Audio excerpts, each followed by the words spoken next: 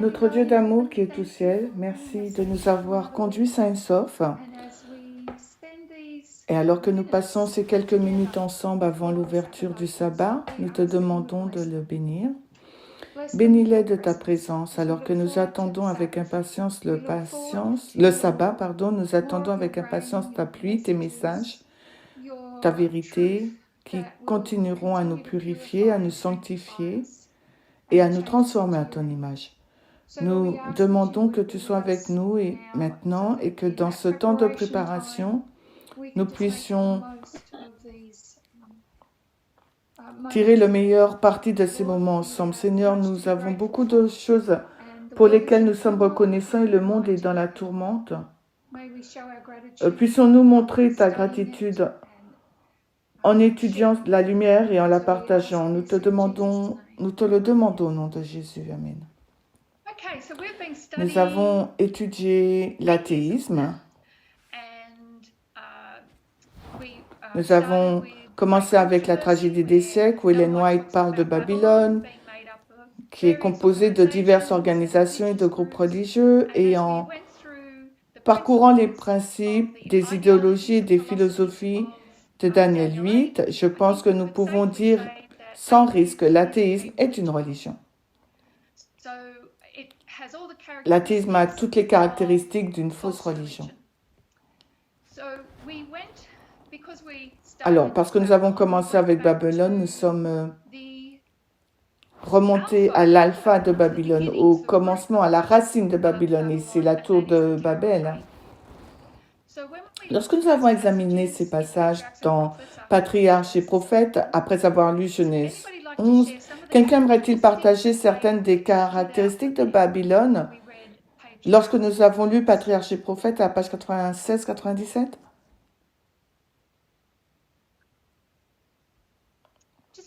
Alors, des caractéristiques liées à la tour de Babel. Alors, ils voulaient qu'on se souvienne d'eux, qu'ils soient célèbres, qu'ils ont une bonne renommée pour toujours. Oui, c'est presque comme s'ils voulaient l'immortalité.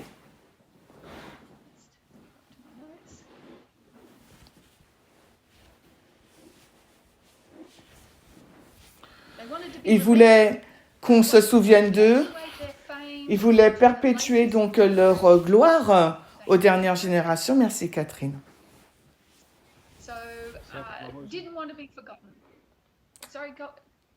Alors Brendan?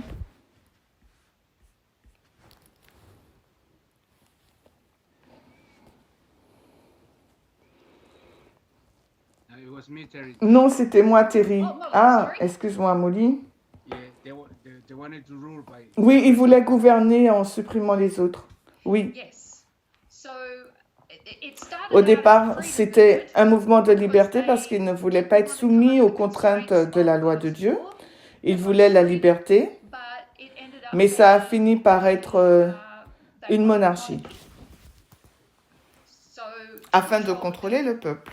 Merci Molly. Et bien sûr, si vous avez une monarchie, vous devriez avoir un roi. Donc, qui était leur roi? Alors, Nimrod. Alors, laissez-moi vous dire un peu d'informations au sujet de Nimrod. Je suis tombée sur une citation intéressante de Joséphus. Joseph, c'est un historien antique. Alors, nous devrions être très prudents avec Joseph comme source, qu'elle a écrit 2 livres d'histoire. L'un, il a écrit une version pour les Juifs que nous n'avons pas aujourd'hui, et l'autre, il a écrit une version pour les Romains. Alors, les Romains étaient très intéressés par l'histoire juive. Il avait donc tendance à embellir des choses pour eux et à ne rien dire d'anti-romain pour les Romains. Il serait vraiment intéressant d'avoir sa version juive et de voir la différence, mais elle est en train de se perdre. Alors, laissez-moi vous lire quelque chose que Joseph a dit sur Nimrod. Il a dit, « Maintenant, c'est Nimrod qui les a excités à un tel affront et mépris de Dieu. Il était le petit-fils de Cham, le fils de Noé, un homme hardi et d'une grande force de main. Il leur persuada de ne pas attribuer à Dieu comme si c'était par ce moyen qu'ils étaient heureux. Ce qu'il ne voulait pas qu'ils attribuent à Dieu, le ça dont il est question dans ce paragraphe, c'est leur prospérité. Dans le paragraphe précédent, il parle de la prospérité qu'ils avaient. Nimrod dit, ça n'a rien à voir avec Dieu, la raison pour laquelle vous êtes heureux. Mais il voulait leur faire croire que c'était leur propre courage qui leur procurait ce bonheur. Et progressivement, il a transformé le gouvernement tyrannique, ne voyant pas d'autre moyen de détourner les hommes de la crainte de Dieu que de les amener à dépendre constamment de son pouvoir. Il a également déclaré qu'il se vengerait de Dieu s'il avait l'intention de noyer à nouveau le monde. Il se vengerait de Dieu si Dieu envoyait un autre déluge. Pour cela, il construirait une tour trop haute, très haute, pour que les eaux puissent l'atteindre et qu'il se vengerait de Dieu pour avoir détruit leurs ancêtres. Mais la multitude était prête à suivre la détermination de Nimrod et à considérer comme une lâcheté le fait de se soumettre à Dieu. Donc ils ont construit la tour, ne ménageant pas leur peine et n'étant pas du tout négligents dans leur travail. Et par la suite de la multitude des mains qui étaient employées, elle s'éleva très haut, plus tôt qu'on ne pouvait s'y attendre. Mais l'épaisseur de la tour était si grande, elle était si solidement construite, que sa grandeur paraissait à la vue moins grande qu'elle ne l'était réellement. Elle était construite en briques brûlées, cimentées avec du mortier, du bitume, afin qu'elle ne soit pas susceptible de laisser passer l'eau. Puis il continue, il raconte l'histoire de la réaction de Dieu par rapport à cette tour. Il ne pouvait pas faire en sorte que la population cesse de craindre Dieu, c'est pourquoi il a dû la mettre sous son contrôle. Et quand les gens ont eu l'idée de cette tour, ils étaient vraiment très heureux d'être impliqués. Ils ont aimé construire cette tour. Ils ont mis beaucoup de zèle et la construction a été très rapide. Elle a été construite très rapidement et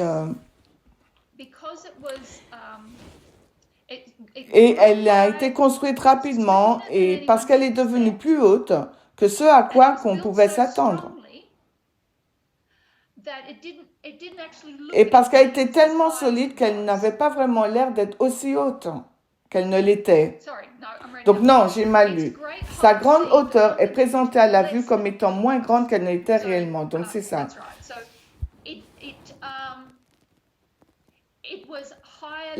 La tour était beaucoup plus haute qu'elle ne semblait.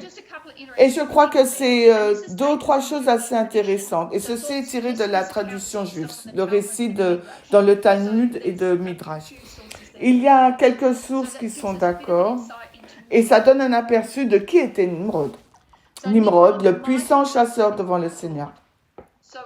Quand il est dit devant le Seigneur, la traduction littérale en hébreu est « à la face de Dieu ». Ce qui signifie essentiellement contre le Seigneur. Il était le puissant chasseur contre Dieu. Et certains disent qu'il est le Baal originel. C'est de là que vient le culte de Baal. Et bien sûr, Baal est le dieu de la fertilité, mais aussi le dieu des orages, et particulièrement de la pluie. La fertilité et la pluie vont ensemble. Et c'est assez intéressant quand on pense au déluge et à la construction de la tour. Il est devenu le dieu de la météo, en fin de compte. Il allait contrôler les circonstances qui troublaient les gens et qui les faisaient craindre Dieu. Alors, nous avons parlé de Nimrod, qu'il était un monarque. Nous avons parlé du fait qu'ils voulaient construire une tour qui devait perpétuer leur renommée, leur gloire. D'autres caractéristiques vous viennent à l'esprit? Local, puis mondial. Oui, merci Marie. Alors pendant qu'ils construisaient la ville, leur objectif à long terme était d'en faire un royaume universel. Merci.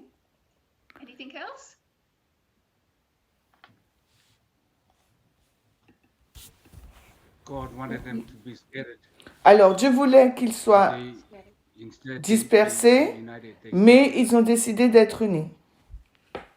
Oui. Les gens sur la montagne, qui sont restés sur la montagne, ils ont fini par se disperser. Comme Marie l'a dit, leur objectif à long terme était d'être universel. Mais pour le moment, pour établir leur royaume, ils se sont unis, se sont rassemblés. Ils ont consolidé leurs talents et leurs capacités. Merci Molly. C'est l'autopromotion.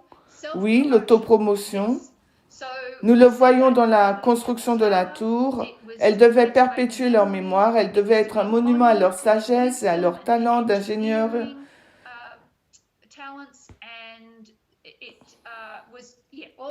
Oui, tout portait sur le fait de s'exalter, de faire une promotion personnelle. Donc, il y a une raison principale que je recherche. Pensez à la raison pour laquelle ils construisent la tour. Il y a une autre raison que j'attends. L'autre, donc, c'est l'autopromotion, mais l'autre, c'est, j'allais dire, la recherche de l'origine de la pluie. Oui, mais c'est lié avec ce point. Mais pourquoi? Pourquoi ils voulaient savoir les origines? Oui, parce qu'ils voulaient trouver des causes naturelles et pour écarter la croyance en Dieu, je suppose, que ce n'était pas Dieu qui l'avait créé, que Dieu n'existait pas. Alors, si la science pouvait l'expliquer, oui, c'est vrai, oui.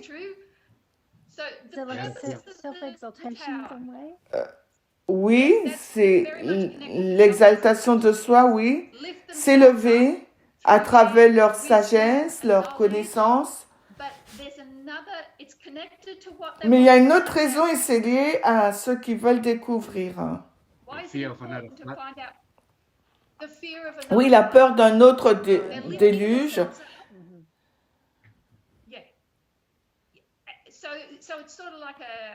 C'est un peu comme gagnant-gagnant. Ils échappent au déluge, mais ils deviennent aussi super intelligents pour pouvoir déterminer comment y échapper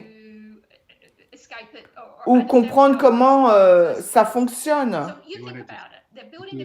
Donc, ils construisent cette tour et tout le monde est impliqué. Désolé, Molly.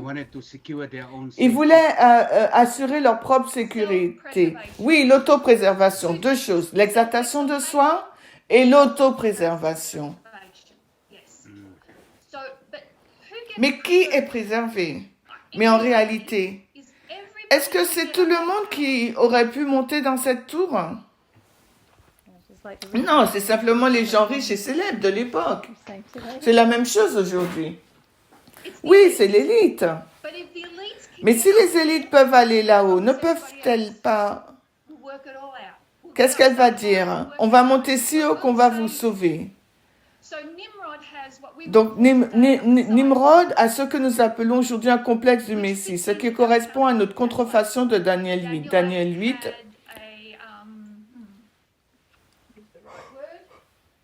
Daniel 8 avait un prince,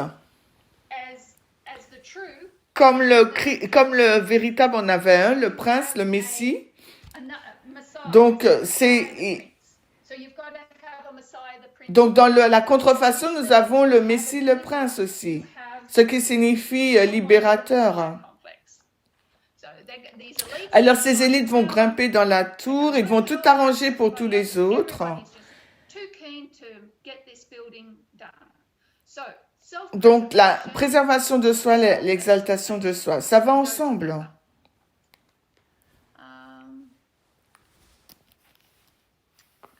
Et bien sûr, ils sont athées. C'est pourquoi nous les regardons. Donc ça, c'était l'alpha, la racine de Babylone, qui se trouve à Babel. Maintenant, nous sommes allés vers la Babylone moderne, l'oméga, et nous avons commencé à examiner les risques catastrophiques mondiaux et les risques existentiels. Qu'est-ce qui effraie les gens aujourd'hui?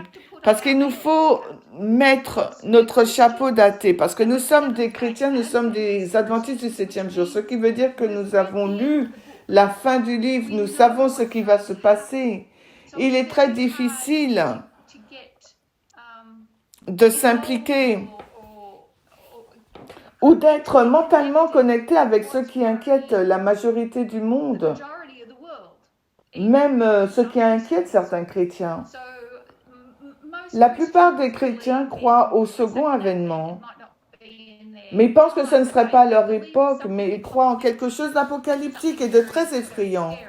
Mais si vous êtes un athée ou un non-théiste, quelqu'un qui ne croit en rien, alors, qu'est-ce qui vous inquiète? Par quoi êtes-vous inquiété? Nous avons fait une liste.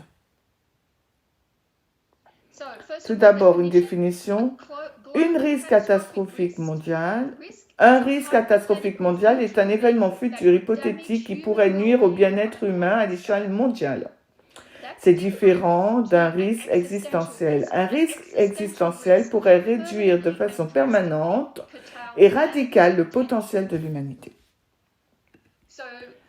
Un événement catastrophique n'anéantirait peut-être pas tout, mais il remettrait sainement les choses en place et il tuerait beaucoup de gens. Quelque chose d'existentiel a la propension d'anéantir l'humanité, de l'amener à l'extinction. Nous avons examiné à la fois l'aspect catastrophique et existentiel. Tout d'abord, nous avons examiné les risques catastrophiques, les non anthropogéniques, ce qui signifie qu'ils sont causés naturellement et non par l'homme. Et nous avons regardé à la possibilité qu'un astéroïde frappe la Terre. Je veux juste partager l'écran. C'est quelque chose qui est apparu ce mois. L'énorme astéroïde tueur de planètes découvert et qui se dirige vers nous. Mais ce sont les choses que vous pouvez voir régulièrement dans nos infos. La NASA surveille. Et il y a des agences qui surveillent. Avec un diamètre de 1 à 2 km, cette roche spatiale traverse notre orbite, mais elle n'a aucune chance de frapper la Terre. Ils disent avoir découvert le plus gros astéroïde tueur de planètes en 8 ans. Il a un nom, etc. Ça vous donne juste une idée que ce sont des choses qui sont surveillées. Hein.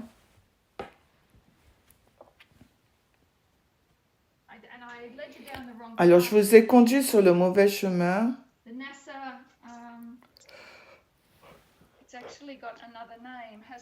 Il y a un autre nom. Donc, attendez quelques instants.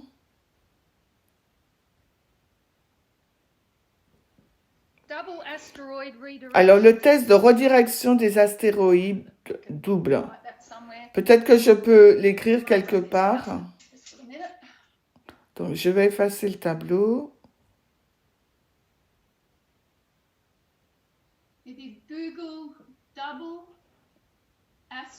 Alors, DART, ça se dit le test de redirection des astéroïdes doubles. Et c'est ce qu'on appelle DART. Ce sont les choses qu'ils essayent de faire au cas où un mauvais astéroïde se dirigerait vers la Terre. Ensuite, nous avons examiné le réchauffement climatique et nous les avons mis dans les deux catégories, humaines et naturelles.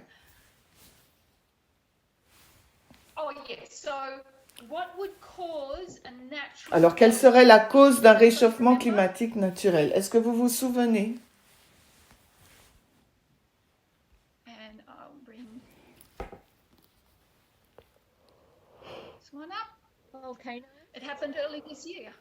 Alors, c'est arrivé au début de cette année. C'est le volcan Anga Tonga Anga Apai. Alors, c'était en janvier de cette année. Il a temporairement réchauffé le climat et appauvri l'ozone stratosphérique. Et toutes ces statistiques sont sorties en août et en septembre.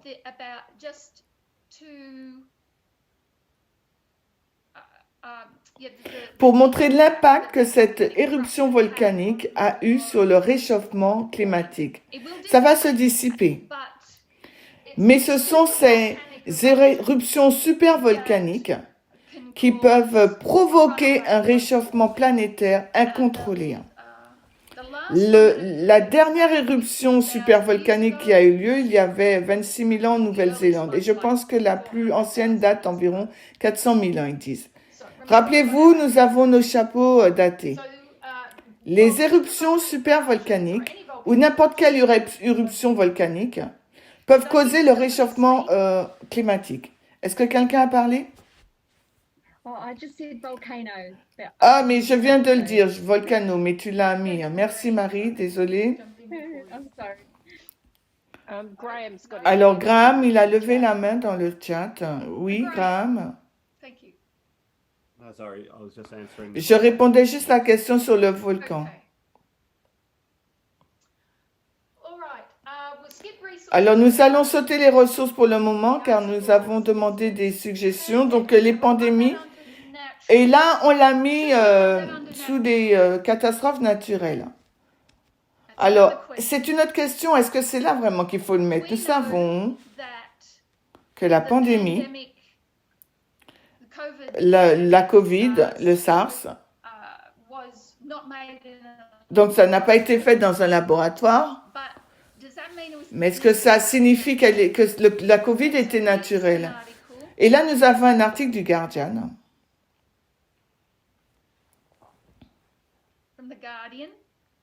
Donc, ça fait déjà quelques années. Les pandémies résultent de la destruction de la nature. C'est ce que disent les Nations Unies de l'Organisation mondiale de la santé. Les pandémies telles que le coronavirus sont le résultat de la destruction de la nature par l'humanité. Le monde a ignoré cette dure réalité pendant des décennies. Alors, que disent-ils? Les pandémies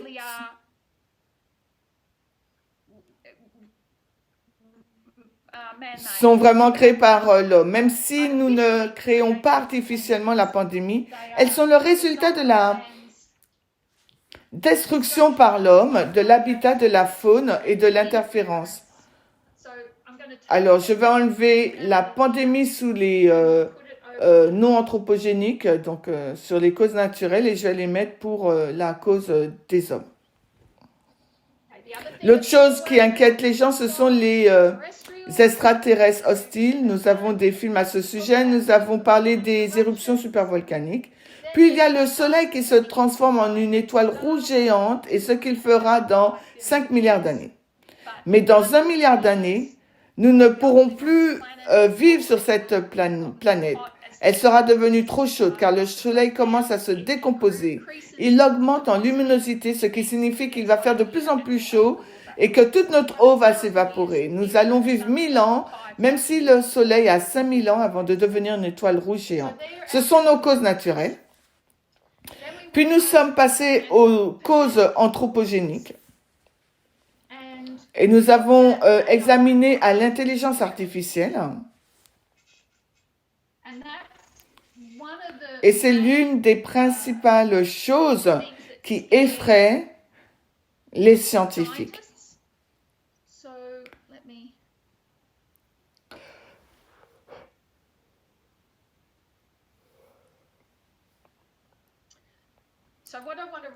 Alors, je vais écrire intelligence artificielle, mais je vais écrire AGI et non pas intelligence artificielle. Pourquoi? L'intelligence artificielle, la science et l'ingénierie qui sont liées se développent.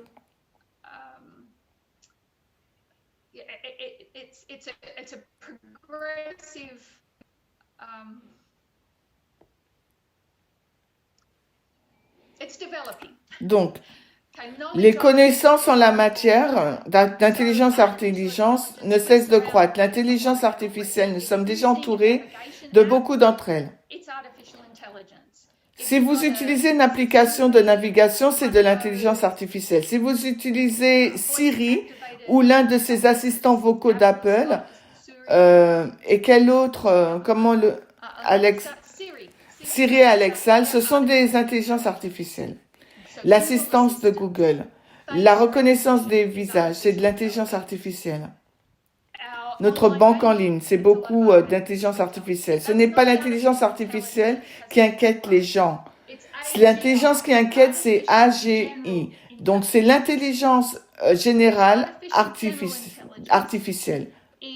L'intelligence générale artificielle, c'est quand la machine peut écrire son propre logiciel.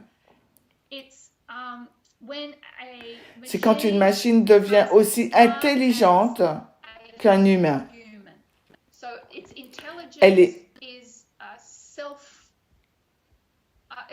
Elle devient sensible, consciente d'elle-même. Peut-être que vous avez entendu parler du mot sensible. Au début de l'année, en juin, un ingénieur de Google a été licencié parce qu'il a déclaré que les machines sur lesquelles il travaillait étaient devenues sensibles. Google l'a licencié. Ça veut dire qu'elle est devenue consciente d'elle-même et qu'elle était capable d'avoir ces conversations avec cet employé de Google. Il y a beaucoup de controverses sur le fait que cette machine, en fin de compte, elle s'autosuffit, quoi. Nous n'y reviendrons une autre fois, mais gardez à l'esprit qu'il y a une différence entre l'intelligence artificielle et l'intelligence générale artificielle. Alors, on va prendre un autre point.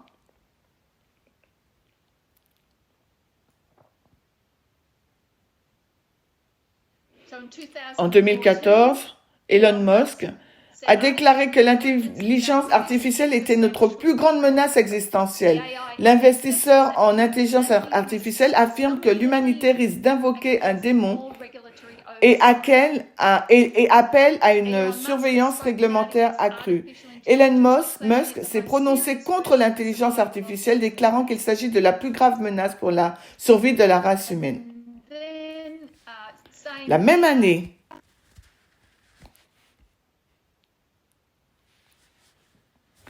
Stephen Hawking a déclaré en décembre que l'intelligence artificielle pourrait signifier la fin de la race humaine. C'est un célèbre astrophysicien. Il dit que le développement de l'intelligence artificielle pourrait signifier la fin de la race humaine. Il a déclaré qu'il pensait que la technologie finirait par devenir autonome et supplanterait l'humanité car elle se développe plus rapidement que l'évolution biologique. Et ce concept n'a fait que s'amplifier depuis 2014.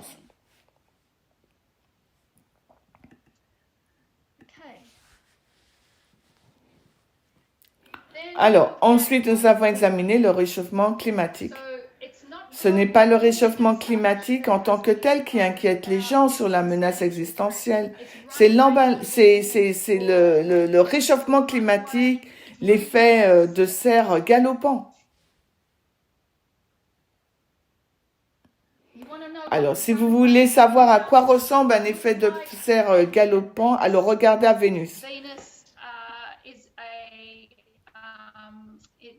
Alors, il y a des centaines de milliers d'années, Vénus avait une atmosphère comme la nôtre, et puis il y a eu un effet de serre incontrôlé, et c'était du dioxyde de carbone, et maintenant la surface de Vénus peut faire fondre du plomb. C'est si chaud, cela finira par arriver à la Terre quand le Soleil implosera. Mais il y a une crainte que l'homme puisse précipiter ce phénomène. Alors, nous avons parlé un peu plus de la différence entre le réchauffement climatique et cet effet de serre. Encore une fois, lorsque nous avons examiné la guerre nucléaire, la menace est l'hiver nucléaire et les particules qui seraient dispersées dans l'atmosphère de la Terre qui empêcheraient la lumière de pénétrer. Les cultures ne pousseraient pas, il y aurait des famines, les gens mourraient, seraient affamés. Un hiver nucléaire entraînerait une extinction.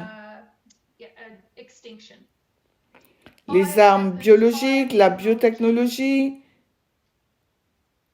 Alors les gens s'en inquiètent et puis il y a la surpopulation. Alors est-ce que quelqu'un a regardé les infos cette semaine? Quel événement spécial s'est produit le 15 novembre? 8 milliards de personnes. Oui, 8 milliards de personnes. Nous avons atteint une étape importante. Sommes-nous surpopulés? L'ABC a fait un sujet intéressant spécial. Il est appelé 8 milliards et le comptage. Et toutes les données que les différentes organisations mondiales ont rassemblées sur le sujet. Et donc vers 2100, nous devrions atteindre notre apogée qui est 10 milliards. Nous avons eu une sorte de croissance exponentielle de la population sur une courte période de temps, mais on s'attend à ce qu'elle atteigne un plateau. Et nous serions 10 milliards dans quelques années. Ils ne sont pas tellement inquiets de la surpopulation. Pourquoi ces 8 milliards inquiètent-ils les gens?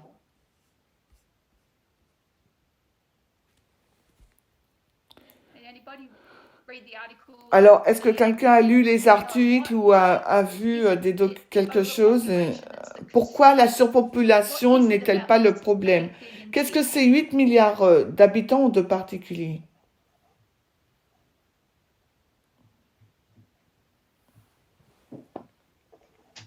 Quel genre de population sommes-nous?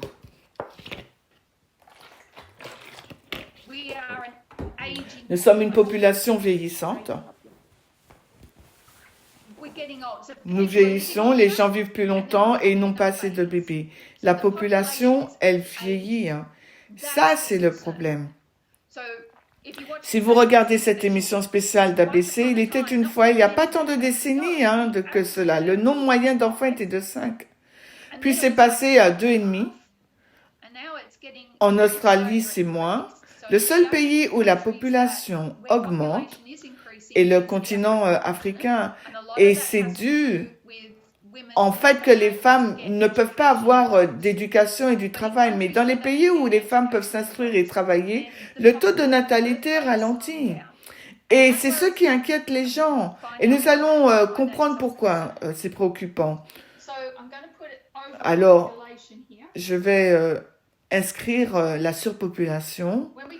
Lorsque nous parlons de ressources, ça devrait être ici également, car nous avons suffisamment de ressources. C'est en fait l'inégalité de la distribution des ressources qui est le problème. Nous avons parlé de la dégradation de l'environnement, puis nous avons mis la pandémie. Est-ce que vous avez des réflexions, des commentaires sur ces risques catastrophiques mondiaux et ces risques existentiels? Alors, je viens de voir un article, mais j'ai vu le titre, il parle de la chute du nombre de spermatozoïdes et je me demande si c'est un rapport avec ce que tu vas dire. Est-ce que c'est la raison pour laquelle ils sont préoccupés?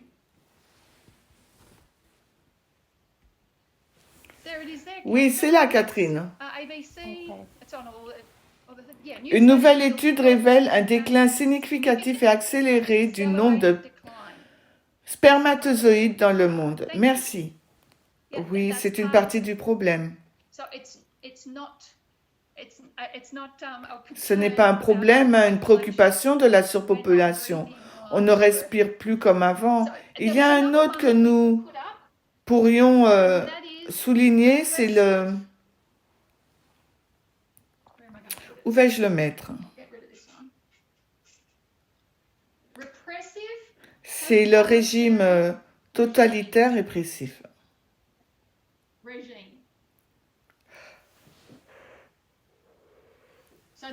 C'est un terme fantaisiste pour désigner un gouvernement mondial unique. Ça ne signifierait pas un risque existentiel, mais ce serait là où la propension à l'amélioration de la civilisation serait stoppée et tout reculerait. Ce serait une catastrophe mondiale s'il y avait donc un régime mondial totalitaire répressif. Ce sont des choses dont ils discutent. Et bien sûr, Si ce régime totalitaire contrôle et met les valeurs de l'intelligence générale artificielle, alors nous aurons vraiment de gros problèmes. Le problème avec l'intelligence générale artificielle, c'est que, laissez-moi vous lire une citation, il s'agit d'un pionnier de l'intelligence artificielle, il dit, si nous utilisons pour atteindre nos objectifs une agence mécanique dont nous ne pouvons pas interférer efficacement avec le fonctionnement, nous ferions mieux d'être tout à fait sûrs que l'objectif mis dans la machine est celui que nous désirons vraiment. Qu'est-ce qu'il est en train de dire? Si nous créons quelque chose et que nous ne pourrons pas finalement contrôler, nous ferons mieux de nous assurer que les valeurs et les objectifs que nous mettons dans cette machine sont ceux que nous voulons vraiment avoir. Et ce sera le problème si un régime totalitaire mettait ses valeurs et ses objectifs dans l'intelligence générale artificielle et que l'intelligence artificielle générale pouvait contrôler le monde. Ce sont ces scénarios que les gens suggèrent. Je ne dis pas que je ne parle pas de robots, les robots sont le corps. Je parle de l'ordinateur. Ils disent que nous voulons résoudre le problème du réchauffement climatique et l'ordinateur fait tic-tac-tac et les humains, et donc ils tuent tous les humains. Ils ont résolu le problème. Ce sont des choses dont ils parlent et dont ils s'inquiètent.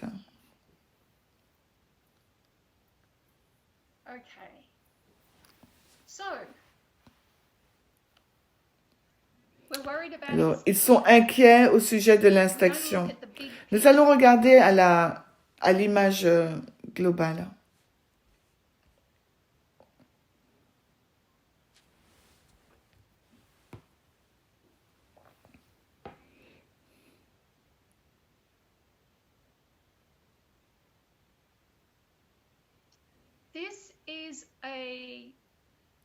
Il s'agit là d'un graphique.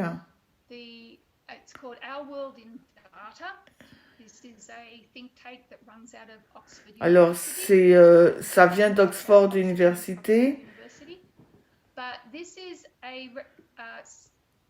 Ça s'appelle Notre monde en données. C'est une illustration de la population actuelle et de la population passée. Alors, je vais vous le montrer.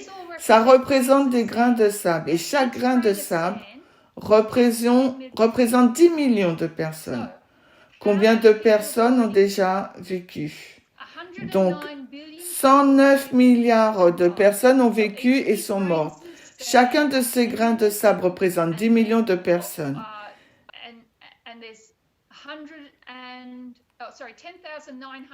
Et s'il y a 10 milliards et 900 millions de ces personnes au fond du sablier,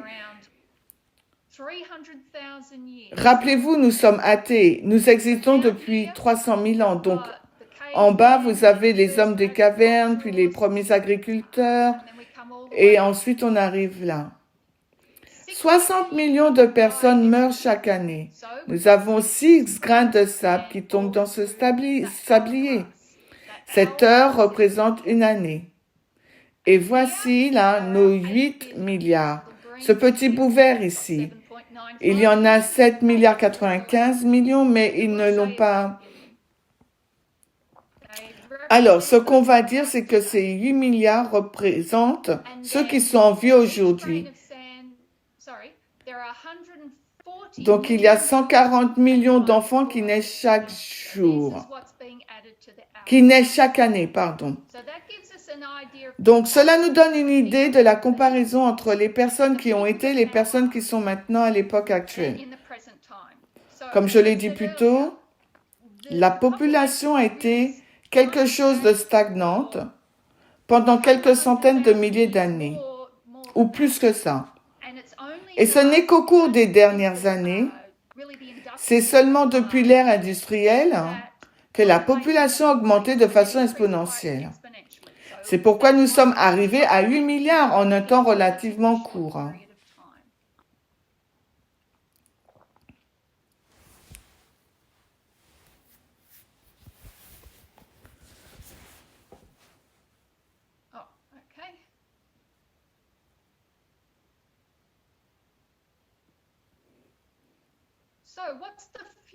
À quoi ressemble le futur?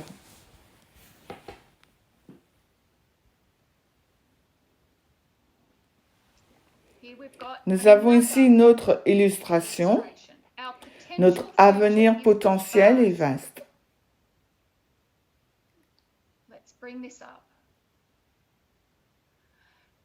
Alors, je vais l'agrandir un peu.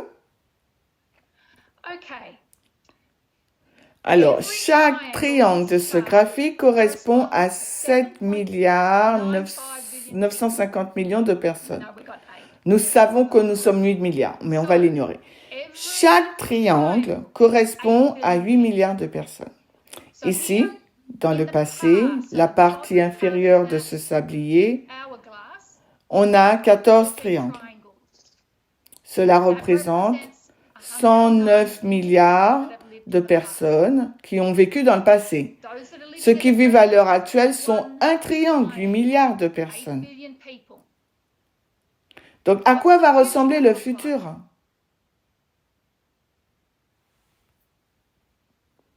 C'est vaste.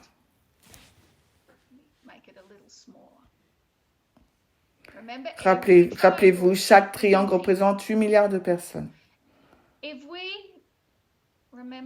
On va revenir à notre ligne ici, là, en bas. La durée de vie moyenne d'une espèce de mammifère typique est d'environ 1 million d'années avant que cette espèce s'éteigne. C'est typique, hein? Donc, il y a eu beaucoup d'extinctions d'espèces au cours des millénaires. Nous sommes un mammifère et nous avons 1 million d'années. Nous existons depuis 300 000 ans. Nous avons la propension à vivre encore 700 000 ans. Mais, avec notre technologie, et si nous parvenons à surmonter tous les problèmes auxquels nous sommes confrontés en ce moment, nous avons la possibilité de vivre très longtemps. Et pendant cette longue période d'années, il y aura beaucoup de gens.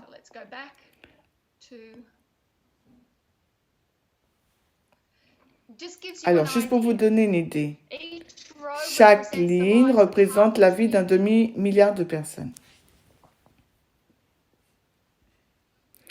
Si nous descendons jusque-là,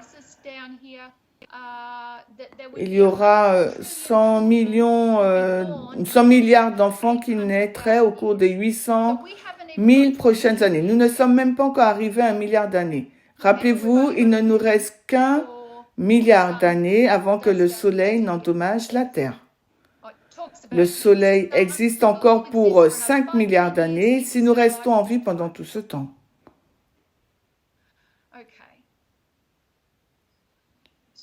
Alors, comment une personne qui croit en ces choses, comment envisagerait-elle de résoudre ces risques existentiels, naturels? Comment se comporterait-elle face à ces problèmes?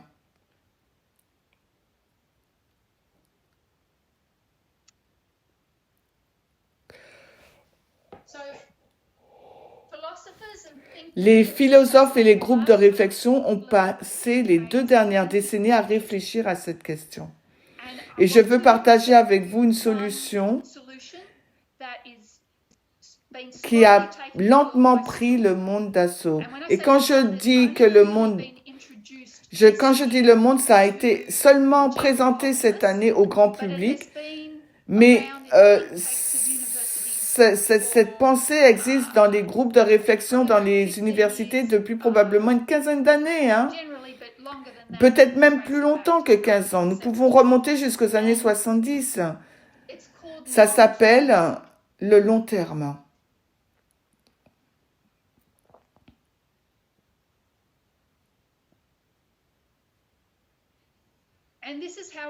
Et voilà ce qu'il dit, ça.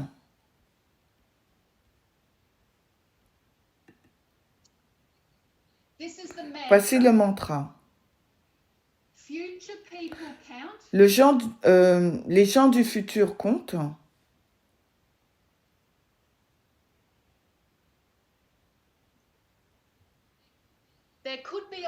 Il pourrait y en avoir beaucoup.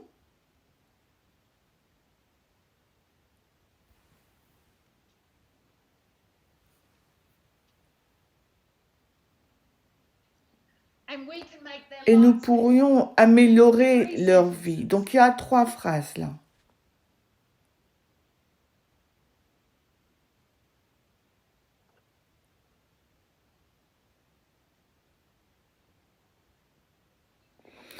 Quand nous parlons de long terme, c'est différent de penser à long terme. Nous devrions toujours penser à long terme. Maintenant, rappelez-vous, quand nous regardons à ces sujets, nous regardons une contrefaçon. En général, les gens aiment penser à long terme. Ou si nous sommes assez intelligents, nous devrions penser vraiment à long terme. Chaque fois que je conduis vers le nord de Melbourne et que vous voyez tous ces développements et ces nouvelles banlieues, et vous pensez, mais où sont les transports publics? Comment se fait-il que je n'ai que 2 voies de circulation? C'est un bon exemple de gouvernement qui ne pense pas à long terme. Le gouvernement et les politiques peuvent donc être un peu myope. Un myope signifie qu'ils regardent à court terme et ne planifient pas vraiment l'avenir. Et c'est comme ça que la politique fonctionne parce qu'ils doivent arriver jusqu'aux prochaines élections. Donc, bien que les gouvernements pensent à long terme, ils font des plans, mais même quand ils ne sont pas au gouvernement, il y a des efforts pour penser à long terme, mais parfois nous ne faisons pas, nous aussi. Donc, par contre, quand on parle du long terme, cette expression, nous ne parlons pas de régler le problème du réchauffement climatique pour les 10 000 prochaines années. Hein. Nous parlons de penser aux centaines de milliards d'années à venir et aux milliards et milliards de personnes. Les gens du futur comptent. Le principe est comme ça.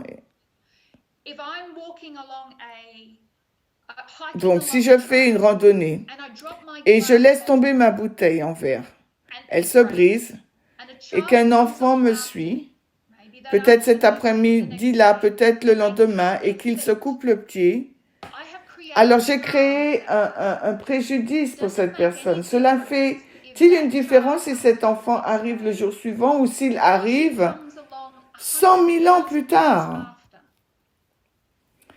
Et la réponse à ces questions à long terme est non. Ce que nous faisons maintenant affecte directement les gens qui seront dans le futur. Et les gens du futur sont beaucoup plus nombreux que les gens d'aujourd'hui. Ce qu'ils font, ils quantifient les gens et ils veulent faire le plus grand bien. Pour faire le plus grand bien, ce serait de le faire en pensant au plus grand nombre de personnes et non pas au plus petit nombre. Alors, je vais voir si je peux mieux l'expliquer. L'argument clé des tenants du long terme est que notre planète restera habitable pendant quelques milliards d'années, ce qui signifie que la plupart des personnes qui seront un jour en vie ne seront pas encore nées. Par conséquent, la première et principale priorité des partisans du long terme est de minimiser les risques existentiels. Cela inclut les événements qui pourraient conduire à l'extinction de l'humanité. Si vous voulez vraiment penser au futur et à ces milliards et des milliards de personnes qui vivront dans le futur, alors nous devrions nous attaquer aux problèmes auxquels nous sommes confrontés aujourd'hui. Et ce problème est l'extinction, le risque global, mondial et le risque existentiel. Nous en avions parlé la semaine dernière. Nous sommes ici depuis 300 000 ans et les scientifiques disent que nous avons peut-être 30 ans, peut-être 100 ans, mais ils doutent qu'il nous reste 200 ans.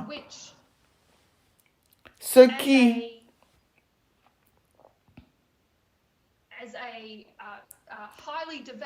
en tant que mammifère hautement développé, c'est plutôt mauvais. Nous nous sommes mis dans une situation où nous ne survivrons pas. Alors, comment allons-nous naviguer dans cette période de temps afin de faire le plus grand bien à tous ces milliards de personnes qui vont arriver? Quelle devrait être notre priorité? Court terme ou long terme? Des idées? Est-ce que vous avez des pensées?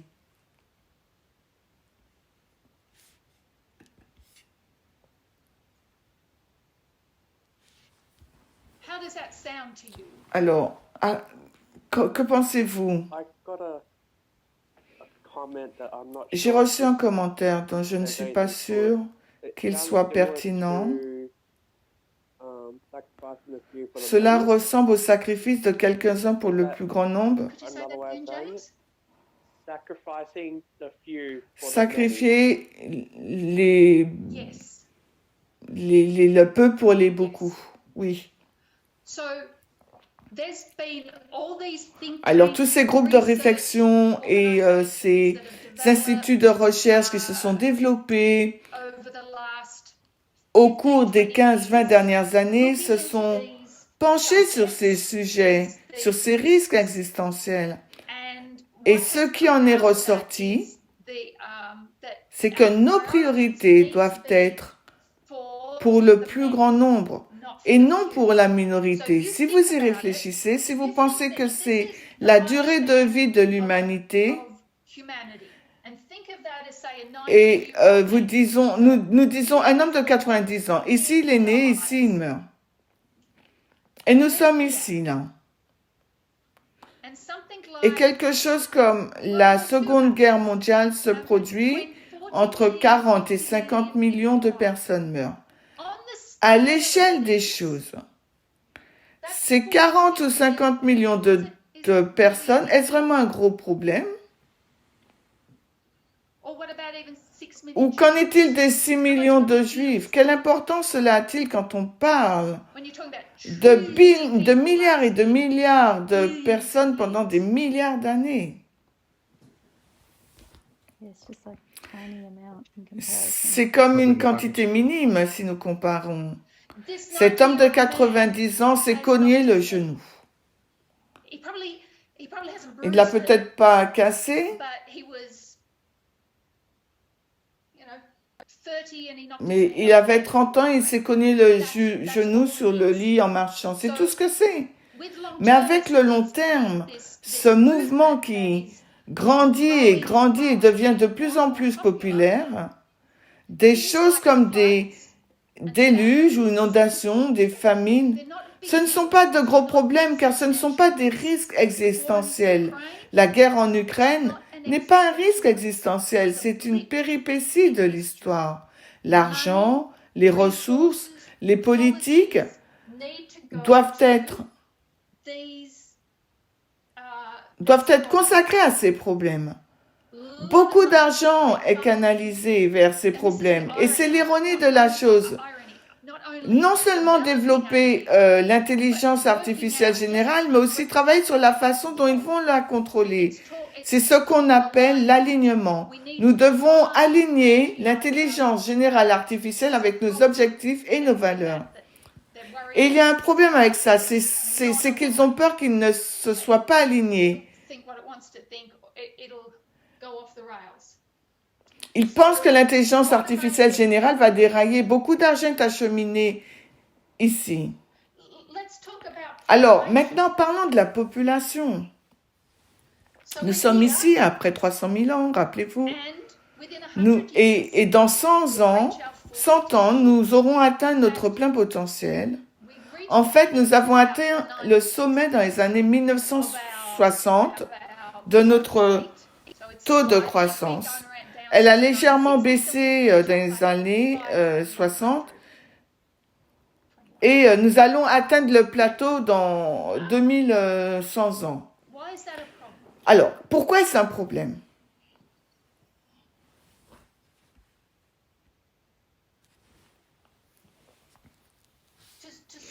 Pour résoudre ces problèmes, pour continuer ces générations, de quoi avons-nous besoin?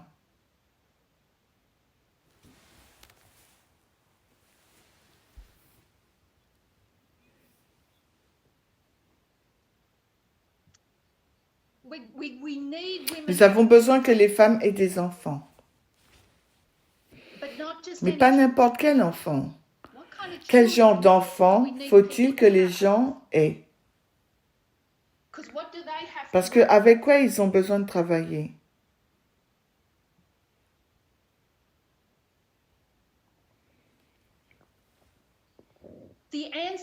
La réponse à tous nos problèmes réside dans la technologie. Nous avons besoin d'enfants intelligents, des enfants éduqués.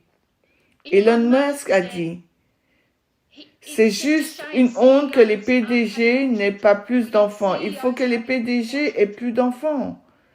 Il en a eu 9 jusqu'à présent et a l'intention d'en avoir d'autres.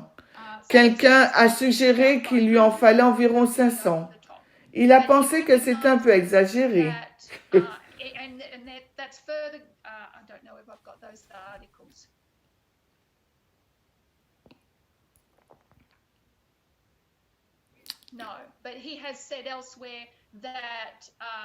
Donc, j'ai pas l'article, mais il a dit ailleurs que l'autre risque est la sous-population. Donc, quand on parle de population et les ressources, il faut que les femmes aient des enfants. Mais il ne faut pas que ce soit des enfants pauvres. Et pas des enfants sans éducation. Et il ne parle pas, bien qu'il ne parle pas de mettre de l'argent dans les écoles et de résoudre la pauvreté mondiale. Hein. Il parle de faire en sorte que les personnes intelligentes d'aujourd'hui aient plus d'enfants, que les ingénieurs, les scientifiques aient plus d'enfants et qu'ils les inscrivent dans leur collège d'élite afin qu'ils puissent être en mesure de traiter des problèmes ici. Les gens qui montent dans ce train de cette idéologie du long terme, long-termisme, sont des super riches, les Elon Musk, les Peter Fields.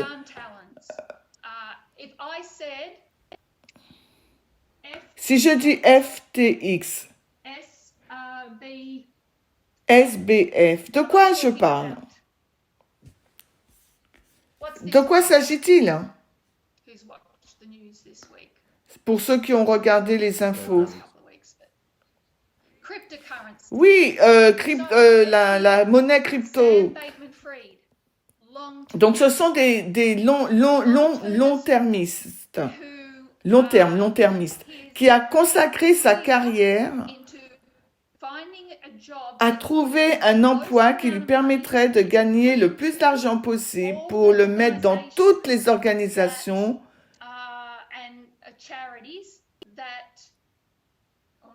donc des organisations, des associations qui s'occupent de ces problèmes. Il voulait gagner le plus d'argent possible pour résoudre ces problèmes.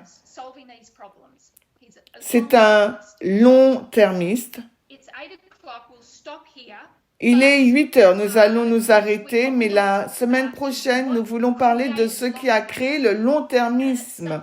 Et c'est quelque chose qui s'appelle l'altruisme efficace. Alors, qu'est-ce que l'altruisme?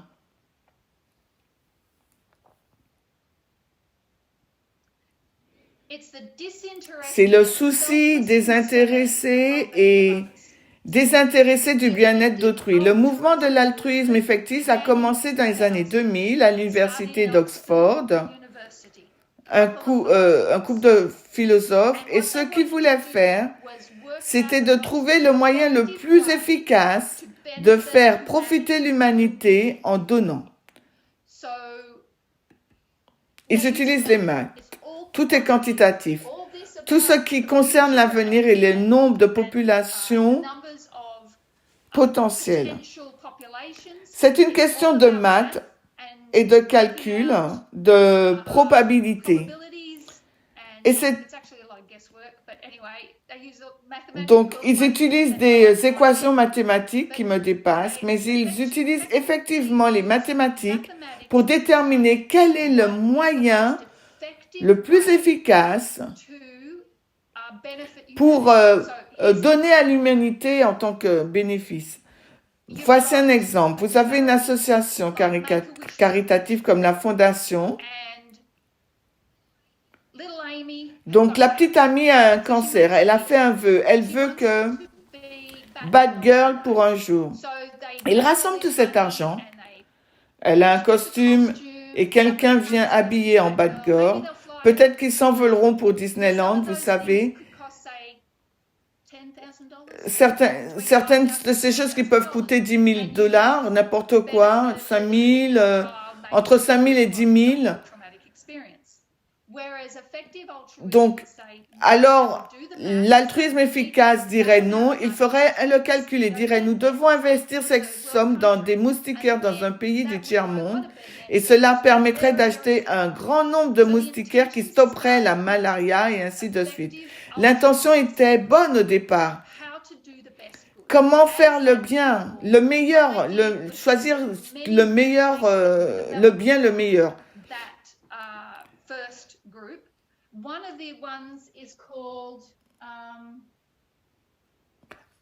Alors, de nombreux groupes de réflexion se sont développés. Et il y a un groupe qui s'appelle 80 000 heures. C'est le temps que vous allez passer dans une carrière. Vous êtes jeune. Vous entrez dans une université, on va vous encadrer en vous disant, vous voulez faire le plus grand bien à l'humanité? Alors, vous ne rejoindrez peut-être pas une association. Pourquoi ne pas rejoindre Wall Street, où vous pouvez gagner beaucoup d'argent et le canaliser? Ou trouver un emploi dans une entreprise pétrochimique. Trouver la carrière où vous puissiez donner un avantage, aider l'humanité. Donc 80 000 heures, c'est une grande organisation. Le mouvement altruiste actuel compte environ 46 milliards de personnes. Non, pas 46 milliards, 46 millions de personnes prêtes à aider. Ce n'est pas rien. Il y a de grands donateurs qui le font fonctionner. Il y en a d'autres. Alors, laissez-moi vous donner quelques noms.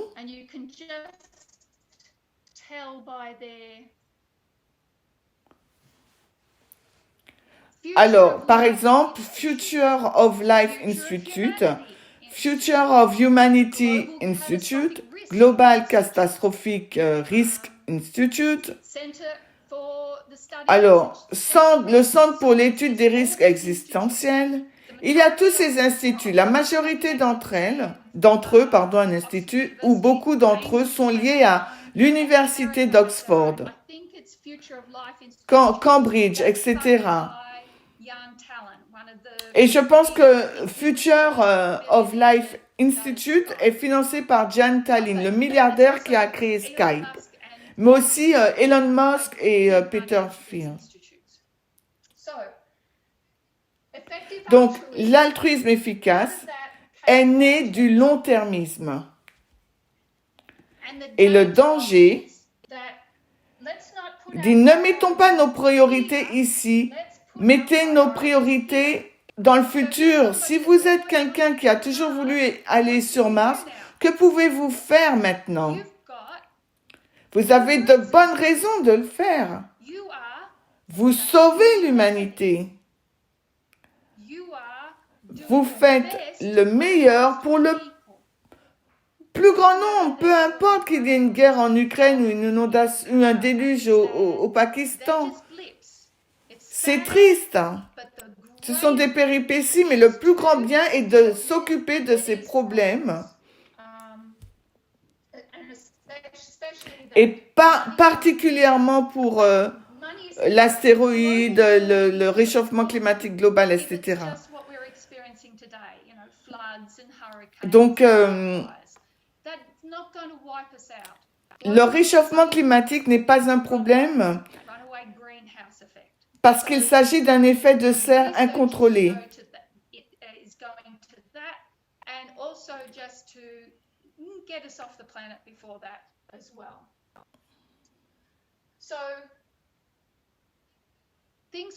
Les choses que nous faut regarder, La semaine prochaine, j'aimerais revenir en arrière et examiner la philosophie et l'idéologie qui ont commencé avant même l'altruisme efficace.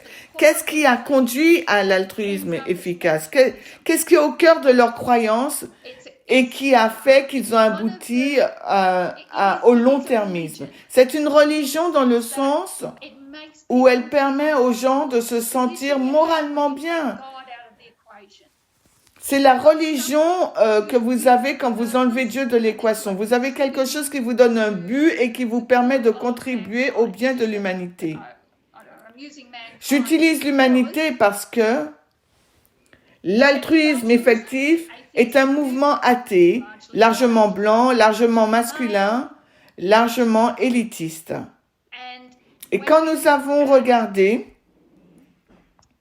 au nouvel athéisme, et que nous avons vu tous les problèmes avec le sexisme, le nouvel athéisme et tous les problèmes, le nouvel athéisme a les mêmes problèmes. Nous voulons examiner l'idéologie, la philosophie qui ont conduit à cela. Nous voulons examiner de plus près l'intelligence artificielle générale. Nous poser la question, qu'est-ce qui rend intelligent? Qu'est-ce que l'intelligence?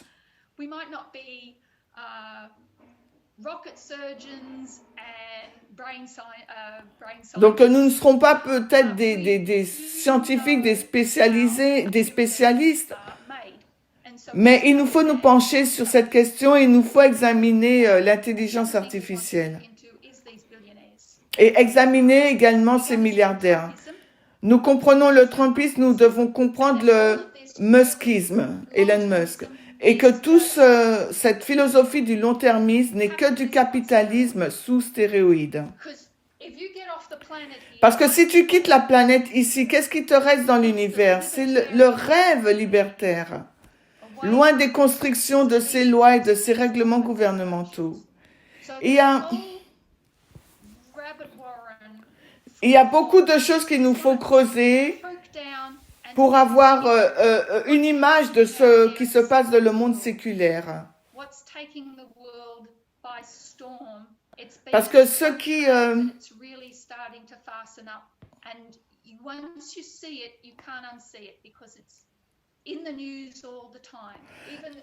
Quand vous le voyez, cet état de fait, vous allez le voir tout le temps, parce que tout le temps, on en parle dans les nouvelles. Comme cette semaine, on a parlé donc de l'effondrement de la crypto-monnaie. C'est vraiment lié à ce mouvement altruiste et du long-termisme. Alors, est-ce que vous avez des questions?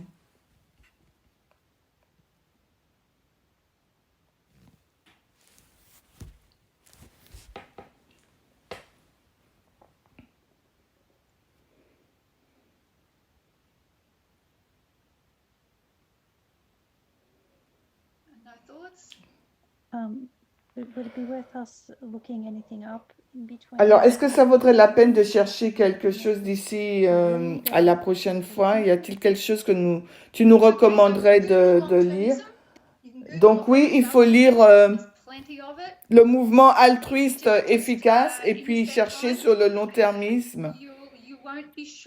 Alors, vous pouvez googler le long-termisme ou l'altruisme efficace, mais vous n'allez pas trouver beaucoup d'informations.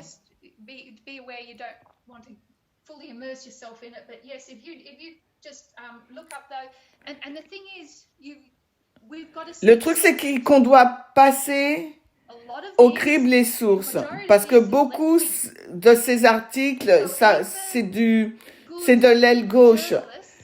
Et donc, même les bons journalistes voient que le long-termisme aura des résultats bénéfiques.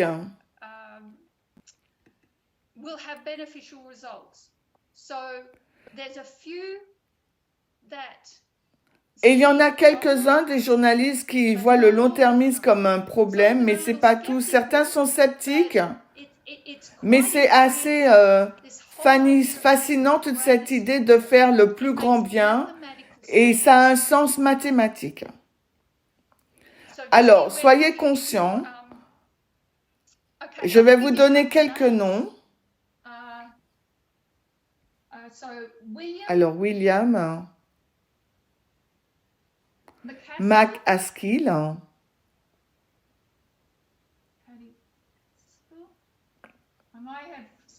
j'espère que je ne l'ai pas mal écrit.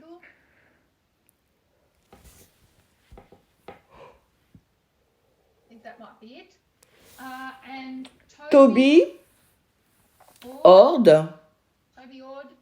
je vais vérifier, c'est un Australien.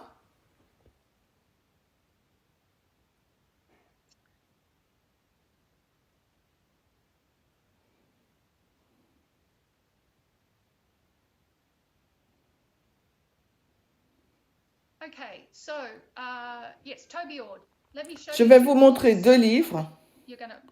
Je ne suis pas en train de vous dire de les acheter, mais juste d'en prendre connaissance.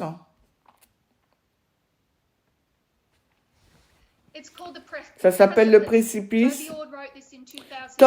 Toby Ord a écrit celui-ci en 2015. Il s'agit de ces risques existentiels et du fait que nous sommes sur le précipice maintenant. L'avenir de l'humanité est de notre vivant. Vous pouvez le lire, remarquer.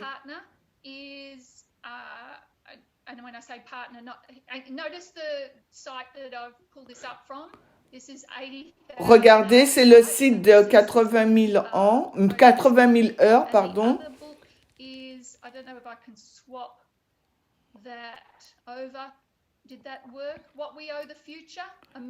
Alors, une vue sur 1 million d'années, voilà ce qui nous attend dans le futur.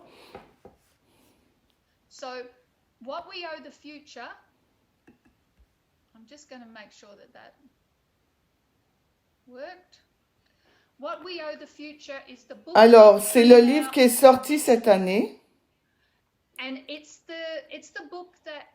C'est le livre qui est censé vendre cette philosophie. Il est un peu édulcoré pour la consommation publique.